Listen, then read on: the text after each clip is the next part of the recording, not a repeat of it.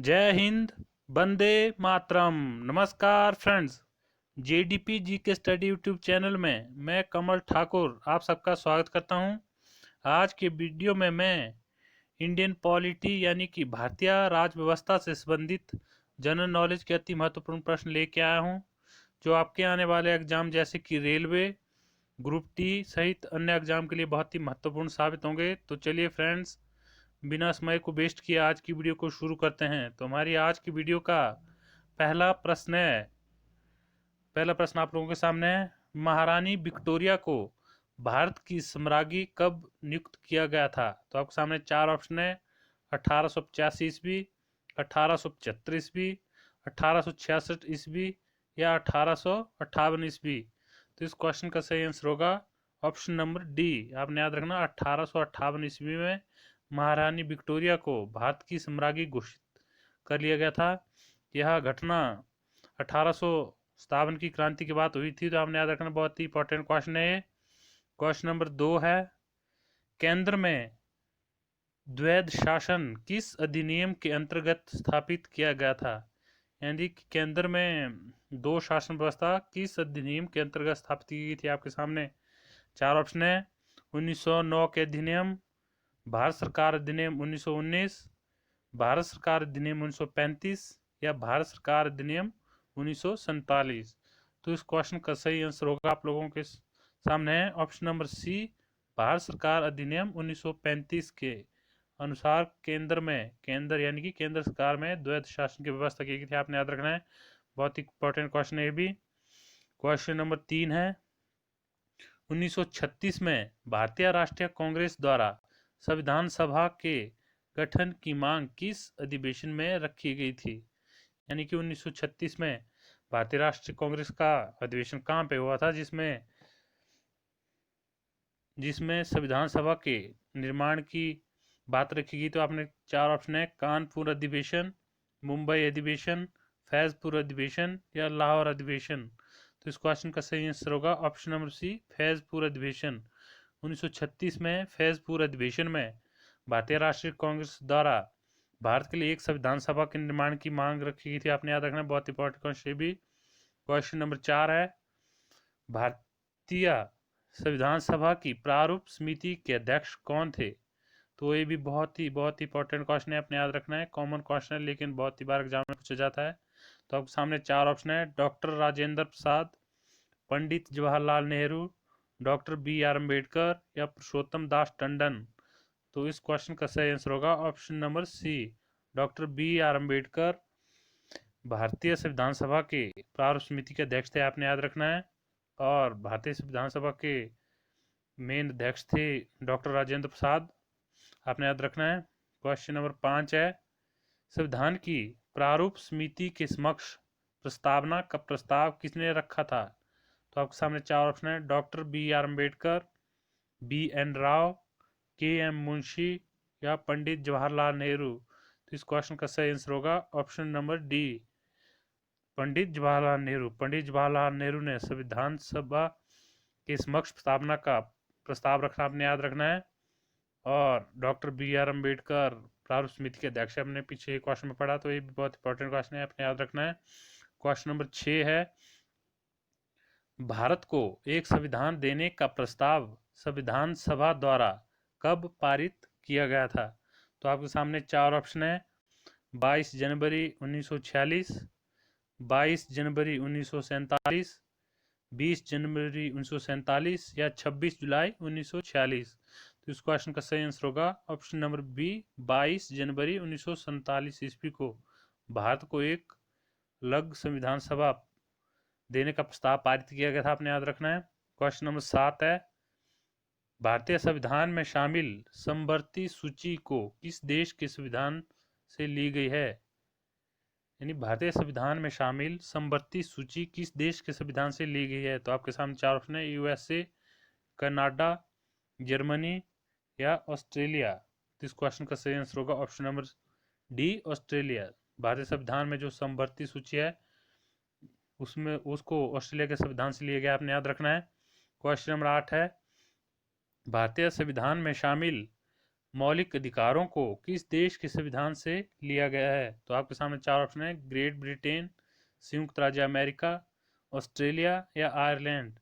तो इस क्वेश्चन का सही आंसर होगा ऑप्शन नंबर बी, संयुक्त राज्य अमेरिका। संयुक्त राज्य अमेरिका के संविधान से भारत संविधान में शामिल मौलिक अधिकारों को लिया गया। आपने याद रखना, बहुत ही इंपॉर्टेंट क्वेश्चन ये भी। क्वेश्चन नंबर 9 है, किस देश के द्वारा संघात्मक शासन व्यवस्था को सर्वप्रथम अपने देश में अपनाया गया था? तो आपके सामने चार ऑप्शन है, अमेरिका, रूस, कनाडा या नाइजीरिया। तो इस क्वेश्चन का सही आंसर होगा option number C, Canada. Canada देश में संघात्मक शासन व्यवस्था को सबसे पहले अपने देश में अपनाया था। क्वेश्चन नंबर 10 है, वर्तमान समय में भारतीय संविधान में कुल कितनी अनुसूचियां शामिल हैं? तो ये भी बहुत ही कॉमन क्वेश्चन है लेकिन इंपॉर्टेंट क्वेश्चन है। तो आप लोगों के चार ऑप्शन है, 8, 10, 12 या 14। तो इस क्वेश्चन का सही आंसर होगा ऑप्शन नंबर सी, 12। भारतीय संविधान में कुल वर्तमान समय में 12 अनुसूचियां आपने याद रखना है। क्वेश्चन नंबर 11 है, संविधान की छठी अनुसूची इनमें से किस राज्य में लागू नहीं होती है? तो आपके सामने चार ऑप्शन है, असम, मेघालय, त्रिपुरा या मणिपुर। तो इस क्वेश्चन का सही आंसर होगा option number D, Manipur. Manipur राज्य में संविधान की छठी अनुसूची शामिल नहीं होती है। संविधान की छठी अनुसूची में असम, मेघालय, त्रिपुरा तथा मिजोरम के जो जनजातीय इलाके हैं उनके शासन के बारे में व्यवस्था की गई है। तो आपने याद रखना, बहुत ही इंपॉर्टेंट क्वेश्चन है भी। क्वेश्चन नंबर 12 है, भारतीय संविधान के किस अनुच्छेद में प्रेस की स्वतंत्रता दी गई है? तो आपके सामने चार ऑप्शन है, अनुच्छेद 14, अनुच्छेद 25, अनुच्छेद 21 ए या अनुच्छेद 19 ए। तो इस क्वेश्चन का सही आंसर होगा ऑप्शन नंबर 19 ए। 19 ए में भारतीय संविधान में प्रेस की यानी कि अपने विचार रखने की स्वतंत्रता दी गई है। अनुच्छेद 14 में समानता का अधिकार है। अनुच्छेद 25 में धर्म के किसी भी धर्म को मानने का अधिकार है। और अनुच्छेद 21 ए में शिक्षा का अधिकार है, आपने याद रखना है। 6 से 14 वर्षों के बच्चों के लिए शिक्षा का अधिकार दिया गया है अनुच्छेद 21 ए में, आपने याद रखना है। क्वेश्चन नंबर 13 है, भारतीय संविधान के किस अनुच्छेद में संविधान के संशोधन की प्रक्रिया का उल्लेख किया गया है? तो आपके सामने चार ऑप्शन है, अनुच्छेद 352, अनुच्छेद 356, अनुच्छेद 360 या अनुच्छेद 368। इस क्वेश्चन का सही आंसर होगा ऑप्शन नंबर डी, अनुच्छेद 368 में भारतीय संविधान में संशोधन की प्रक्रिया का उल्लेख किया गया है। बाकी सभी तीनों अनुच्छेद राष्ट्रपति की आपातकालीन स्थितियों का वर्णन किया गया, आपने याद रखना है। क्वेश्चन नंबर 14 है, भारतीय संविधान का कौन सा अनुच्छेद अस्पृश्यता उन्मूलन से संबंधित है? तो आपके सामने चार ऑप्शन है, अनुच्छेद 15, अनुच्छेद 16, अनुच्छेद 17 या अनुच्छेद 18। तो इस क्वेश्चन का सही आंसर होगा ऑप्शन नंबर सी, अनुच्छेद 17। अनुच्छेद 17 भारतीय संविधान में अस्पृश्यता उन्मूलन से संबंधित है, आपने याद रखना है। अनुच्छेद 15 धार्मिक स्वतंत्रता का अधिकार है। अनुच्छेद 16 में लोक नियोजन के विषय में अफसर की समानता का अधिकार है। और अनुच्छेद 18 में उपाधियों का अंत है, आपने याद रखना है। क्वेश्चन नंबर 15 है, 500 से अधिक देशी रियासतों के भारत में विलय के लिए कौन सा व्यक्ति जिम्मेदार था? यानी किस व्यक्ति के द्वारा 500 से अधिक देशी रियासतों का भारत में विलय किया गया था? तो आपके सामने चार ऑप्शन है, के.एम. मुंशी, बी.आर. अम्बेडकर, सरदार वल्लभ भाई पटेल या डॉक्टर राजेंद्र प्रसाद। तो इस क्वेश्चन का सही आंसर होगा ऑप्शन नंबर सी, सरदार वल्लभ भाई पटेल। सरदार वल्लभ भाई पटेल जी के प्रयासों से ही भारत में 500 से अधिक देशी रियासतों का विलय हो पाया था। आपने याद रखना है, बहुत इंपॉर्टेंट क्वेश्चन है भी। क्वेश्चन नंबर 16 है, भारत में एकल नागरिकता की अवधारणा किस देश के संविधान से अपनाई गई है? तो आपके सामने चार ऑप्शन है, इंग्लैंड से, यूएसए से, कनाडा से या आयरलैंड से। तो इस क्वेश्चन का सही आंसर होगा ऑप्शन नंबर ए, इंग्लैंड से। इंग्लैंड देश के संविधान से भारत में एकल नागरिकता की अवधारणा को अपनाया गया था, आपने याद रखना है, बहुत इंपॉर्टेंट क्वेश्चन है भी। क्वेश्चन नंबर 17 है, मौलिक अधिकारों में से किसे डॉक्टर बी.आर. अम्बेडकर ने संविधान का हृदय एवं आत्मा की संज्ञा दी थी? तो आपके सामने चार ऑप्शन है, धार्मिक स्वतंत्रता का अधिकार, सार्वजनिक उपचारों का अधिकार, समानता का अधिकार या शिक्षा का अधिकार। तो इस क्वेश्चन का सही आंसर होगा ऑप्शन नंबर बी, संवैधानिक उपचारों का अधिकार। संवैधानिक उपचारों का अधिकार, यहाँ पे टाइपिंग मिस्टेक हुए तो आपने माफ़ कर देना है मुझे। तो इसको डॉक्टर बी आर अम्बेडकर ने संविधान की हृदय तथा आत्मा कहा था, आपने याद रखना है, बहुत इंपॉर्टेंट क्वेश्चन है भी। क्वेश्चन नंबर 18 है, निम्नलिखित में से कौन सा अधिकार मौलिक अधिकारों में शामिल नहीं है? तो आपके सामने चार ऑप्शन में स्वतंत्रता का अधिकार, संवैधानिक उपचारों का अधिकार, समानता का अधिकार या संपत्ति का अधिकार। तो इस क्वेश्चन का सही आंसर होगा ऑप्शन नंबर डी, संपत्ति का अधिकार। यह अब मौलिक अधिकार नहीं है बल्कि यह कानूनी अधिकार है, आपने याद रखना है।